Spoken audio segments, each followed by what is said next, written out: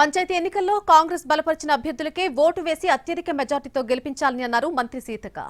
ములుగు జిల్లా వాజేడు మండలంలో ఎమ్మెల్యే తెల్ల వెంకటరావుతో కలిసి పర్యటించిన సీతక్క జిల్లాలో పదుల సంఖ్యలో సర్పంచ్ పదవులను ఏకగ్రీవం చేసుకున్నామని తెలిపారు.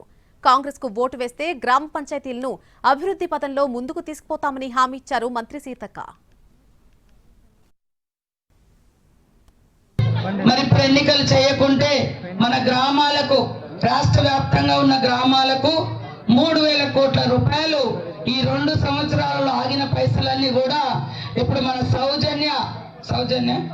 సౌజన్య కత్తెర గుర్తు గెలిపించడం ద్వారా అత్యధికంగా గ్రామంలో ఆగిపోయిన సీసీ రోడ్లు, డ్రైనేజీలు, మరి మంచినీటి వ్యవస్థ, లైటింగ్, ఎక్స్టెన్షన్ పోల్స్ ఇవన్నీ కూడా గ్రామంలో జరగాల్సిన పనులన్నీ జరుగుతాయి. నేనే ఈ సర్పంచుల మీద కూడా మరి పంచాయతీరాజ్ శాఖ మంత్రిగా ఉన్నా కాబట్టి ఈరోజు ఎడిసెర్లపల్లిలో కూడా ఈ రోడ్లు ఇబ్బందికరంగా ఉన్నాయి. ఆ సీసీ రోడ్లు వేయించే బాధ్యత నాది అని కూడా చెప్తున్నా. అన్న మరి వెంకటరామన్న మేమిద్దరం కలిసి మా ఇద్దరి ద్వారా అత్యధికంగా నిధులు ఇచ్చి మళ్ళీ వచ్చేటప్పటికి ఈ రోడ్ ఇట్లా ఉండకుండా మీరు సర్పంచ్ని గెలిపించి అన్న చేతిలో పెట్టండి, నాకు బాధ్యత చెప్పండి.